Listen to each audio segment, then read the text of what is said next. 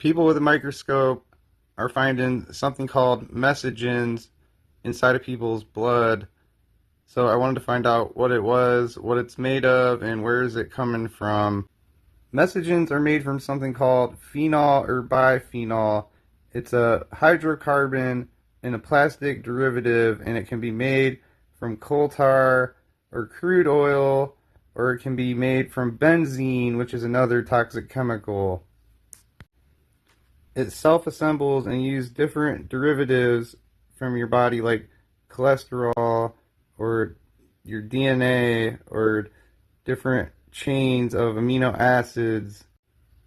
Mesogens are used to make LED lights and liquid crystal display televisions, but they're also used in transhumanism and the biodigital convergence to turn people into cyborgs. And they're delivered to us from vaccines, geoengineering. Mesogens are liquid crystalline building blocks that, when introduced into the body, spontaneously organize into ordered functional nanostructures driven by non-covalent interactions like stacking or hydrogen bonding. These bottom-up systems are researched for targeted drug delivery, tissue scaffolding, and bioresponsive sensing. Mesogens rely on molecular recognition instead of external assembly. They undergo spontaneous microphase separation in physiological environments. These molecules form highly ordered dynamic networks ranging from nanotubes and nanofibers to liquid crystalline hydrogels. So they have all types of different forms. Self-assembling peptides and drug delivery. Researchers use peptide-based mesogens and self-assembled nanoparticles to deliver therapies with high loading capacities. IOBNT, intra-body nano network. Theoretical models explore using nanoscale sensors inside human tissue, which overlaps with DNA nanotechnology, aiming to create bionic components within the body. Supramolecular biomaterials. Literature on next-generation supramolecular self-assembled materials highlights how these networks overcome traditional pharmacological barriers. So they're using DNA and nanotechnology, so they're genetically modifying you, is what it looks like. Global Brain Chip and Mesogens is a 2016 book by Hildegard Steininger. It explores theoretical concepts of nanotechnology, liquid crystal mesogen, and neural interfaces for human tracking and memory control. Global Brain Chip and Mesogens, nanomachines for ultimate control of false memories. A digital thought clone, or AI mind clone, is an interactive AI model trained on a person's specific writings, voice, videos, to replicate their exact values, expertise, and decision-making process. It acts as a 24/7 digital twin capable of handling tasks like coaching or customer support. Unlike general large language models trained on the entire internet, a digital thought clone is built on your specific mind files, your personal data, emails, videos, and books. So that's the global brain chip, using your digital thought clone, your digital twin, to control you through these mesogens that are growing inside of people, unvaccinated and vaccinated, everyone, because it's coming from the air. Mesogens have been theoretically proposed in advanced solar geoengineering concepts as tunable, suspended, atmospheric aerosols designed to reflect sunlight or selectively scatter specific wavelengths of radiation. Unlike spherical sulfate particles, mesogens possess directional liquid crystal properties. Theorists suggest they could be engineered to align with the Earth's electromagnetic field or atmospheric flow, maximizing backscatter of incoming solar radiation while minimally trapping outgoing terrestrial heat. So that's one of them dual-use technologies. Liquid crystal self-assembly nanorods form mesostructures material preparation, and this is all for the self-assembled photonic nano devices, okay? Nanotechnology. This is a mesogen. So I found this in unvaccinated blood, and this is also the research of Dr. Hildegard Steininger. And here again, you see that these are mesogenic agents, which are basically nanotechnological devices that are made from polymers. They contain these nanorobots. What are they used for? Advanced flexible electronics and wearables. Transhumanism aims to enhance human capabilities via technology. Liquid crystal mesogens are utilized to create flexible, stretchable displays and electronics. These materials allow for health monitoring sensors and augmented reality overlays that conform directly to the skin or the eye, moving beyond rigid microchips. So it's growing inside to your eyeballs, basically, and inside of your skin and replacing brain-computer interfaces and neural dust. In highly experimental tech such as Neuralink or the broader BCI landscape discussed by futurists, liquid crystal polymers and mesogens assist in developing biocompatible, fluid-responsive neural probes.